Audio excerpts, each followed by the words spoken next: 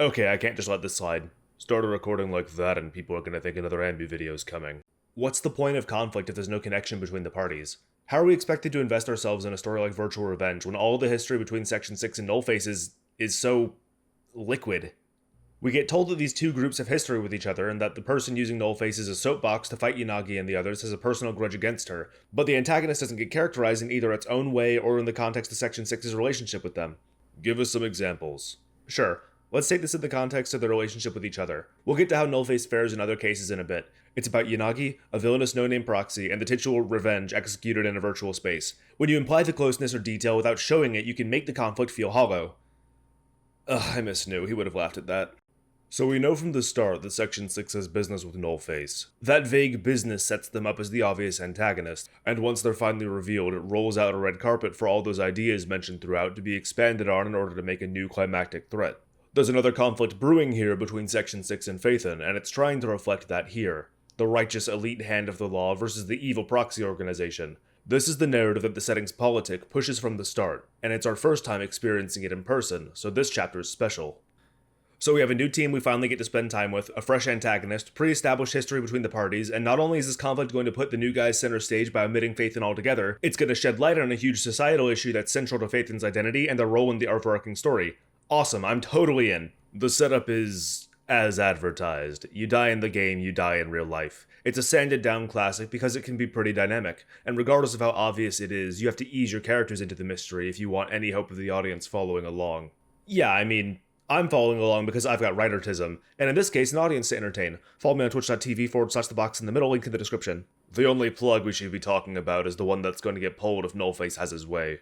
It instantly raises the stakes. The life of your team is in danger is the sort of motivation that can be put into any situation to immediately ground the characters in a more serious tone, and to hook us to get down on their level.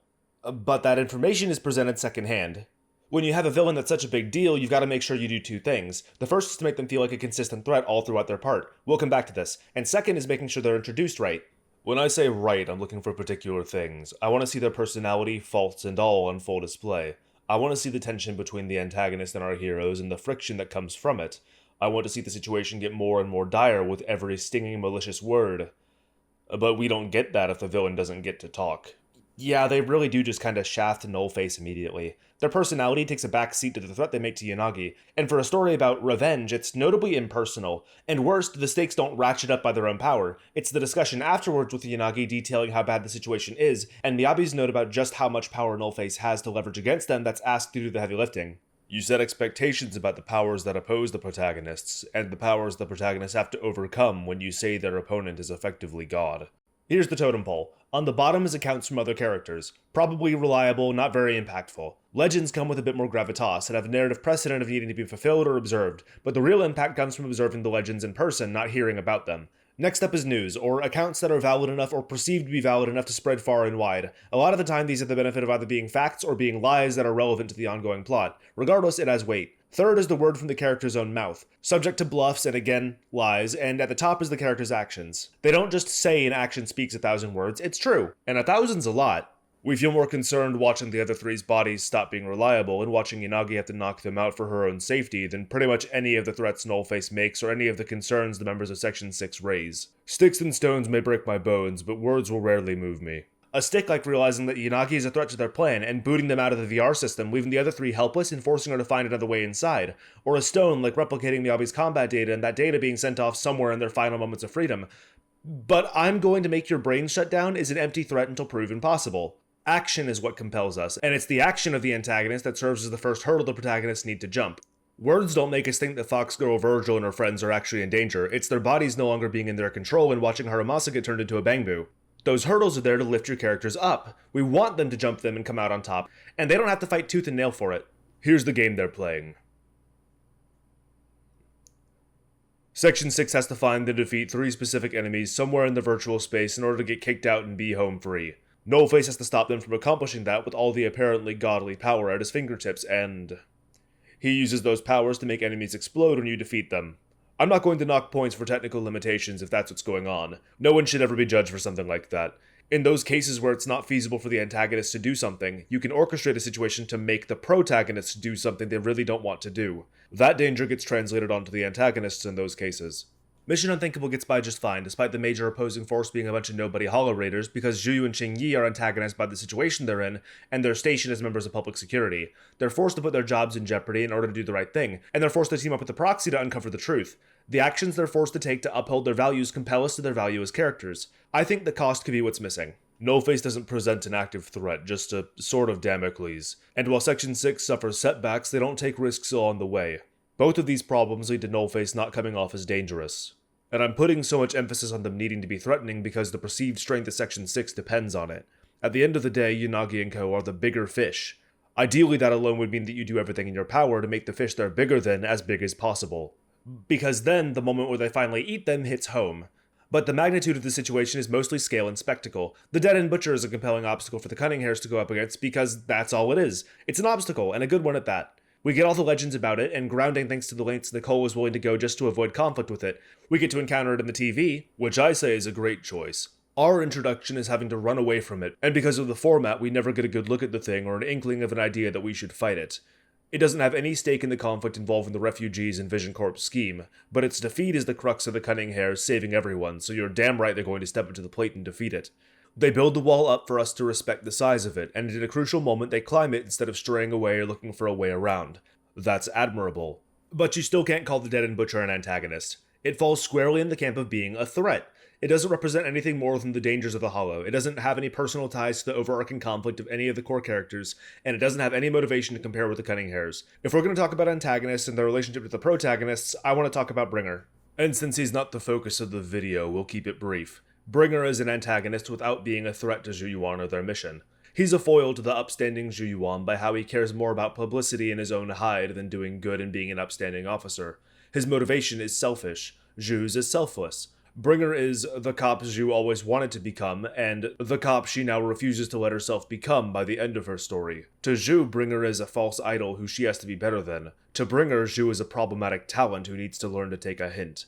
To the people, Bringer is a lousy shadow of his former self and the reason some people don't trust public security at all. To the people, Zhu Yuan is the ideal officer, the kind everyone in public security should strive to be like. The relationship between a good antagonist and protagonist pair should be reflected in those sorts of things. We need to see them in each other, and see the things that set them apart for better or worse. We need to know who each party is to the other, and who those parties are to their society. We also ideally want to understand who they are to the people who follow and support them. Bringer's lackeys don't matter as much as Bringer does, so we don't get anything from them. And Mission Unthinkable isn't about being a leader or a part of a unit, so it gets a pass. But Virtual Revenge is. It's about Section 6's strength as a unit, their trust in one another, and that closest that makes their victory possible. Naturally, that means that's one of the things Nullface needs to mirror. Originally, I thought the way it'd be done is either by the antagonist defecting from their group and using their identity and resources selfishly, or by the group following along with this plan because of the spokesperson leading them on in pursuit of petty revenge and having it backfire. But we're told that Nullface was operating as a group this entire time, and that is uncharacteristic of them. And that's its own can of worms.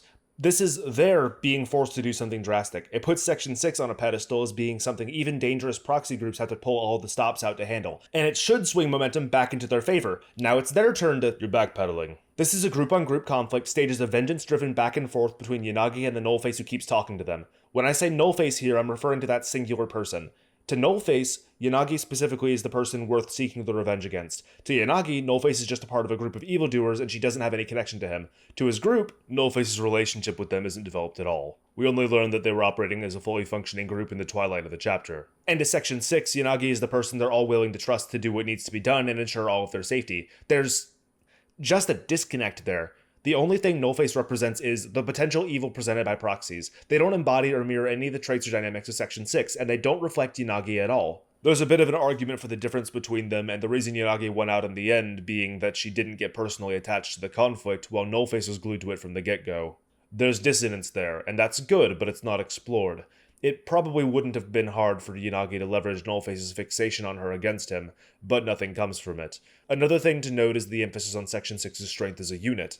Or the implied strength. Yanagi has to do all the heavy lifting in this chapter, but we do get a few good scenes of their trust in each other. This is the sort of thing that you foil with either a monolithic antagonist who doesn't rely on anyone, not possible because Nullface is established as an organization, or with a dysfunctional group with more power in their hands. That's what Nullface winds up being, but that detail coming to light at the tail end of the chapter is, bullet in foot. By then there's nothing left to contend with, and the only person we recognize as having to contend with throughout the chapter is that singular null face representing the entire desperately put together organization. We don't see that desperation though, we hear about it secondhand, and all this collapses on top of itself to create an antagonist with ties to the heroes that we don't care about. So they're not a good foil, and they don't actively pose a threat, it's the clock that does. So what does Nullface do for Virtual Revenge's conflict in the story of ZZZ as a whole? I ask you, what is their motivation, and what ideas are they acting in opposition to? They're acting to oppose the idea that all proxies are misunderstood. There are evil people in groups doing the stuff Phaethon does, and the laws requiring their immediate arrests are, well, justified in a way. These guys put Section 6's lives in danger. This is a blatant and simple evil. Where we've spent so much time as proxies avoiding PubSec, we're now in PubSec's shoes and having to do battle with proxies. As we're closing in on the end of the first season, this is the time for that conflict to finally rear its head too. But to Yanagi, what do they represent? There's the textbook good and evil angle, but that makes Yanagi seem shallow. We know her connection to the conflict is the safety of her teammates, her family, and that's a good motivation, but it's detached from the antagonist. They want us dead and we don't doesn't say anything about their characters or the relationship between their parties, especially without context. That declaration is like a starting gun. The race comes after, it's a full sprint, and the better man wins. You gotta build up tension before that gun shoots off though. Rivalries, bets, contracts on the line, reputation, family tensions, dreams being put to the test. All of those things come to a head once the gun shoots off. They balloon up in the chests of everyone involved in and out of scene until it finally pops so that air gushes out in relief. Pressure makes the climax satisfying. And now we need to take a detour before we talk about the importance of It's a concept the story understands. The real gun shoots off once Miyabi sacrifices herself to carve a path to the final boss for Yanagi, but the revelation is also a culmination. It's the difference between a handmade pasta dish and microwave mac and cheese. Intimacy.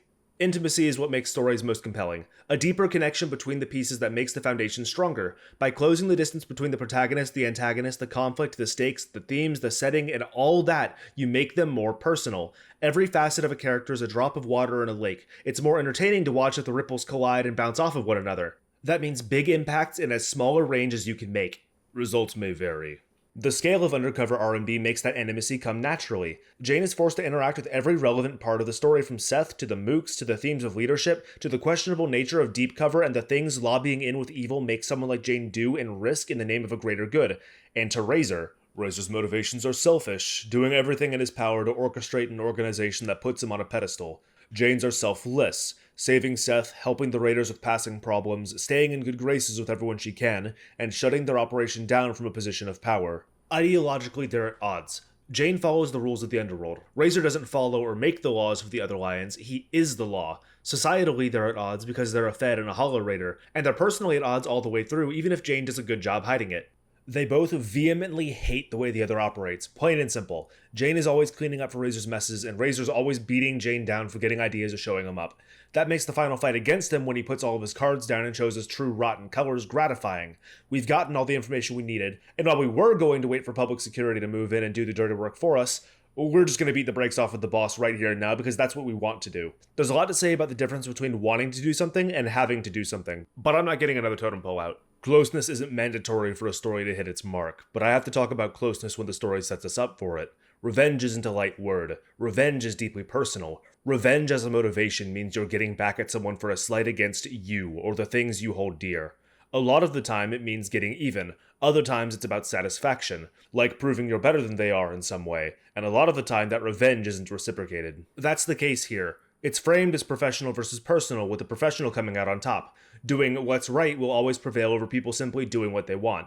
The bad guy wanting revenge against the good guy and failing because they don't have the righteous drive the heroes do is classic. But we need to know why they're up in arms if we're going to clock how severe the situation is. Is Sasuke's character still as compelling if we never learn why he wants revenge against Itachi? No, because we don't have something to reference whenever his situation develops. To take revenge becomes to avenge the massacre of his entire clan. The moment we're given insight and the impact that revelation has on our understanding and investment in Naruto's story is absolutely seismic. For a story with revenge in the title, we know scarily little about the actual revenge. It's an empty promise.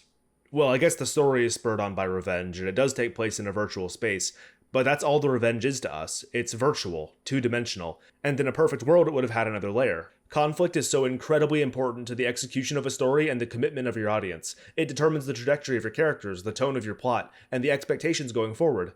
This is a story designed to put Section 6 in an impossible situation so that they can overcome it and seem like an even bigger threat for us to potentially have to contend with. That means the story and our feelings towards them as a potential antagonist to Phaethon stems from how they interact with their own antagonists. The way they treat Nullface sets a precedent for how they're going to treat Belle and Wise. So everything Nullface does to them matters. The scale matters, the connection matters, the severity of the situation from moment to moment, and the sheer amount of opposition they, their ideals, and their unit face are reflected in them, because at the end of the day, they are the bigger fish. So you have to make the fish they eat as big as you possibly can.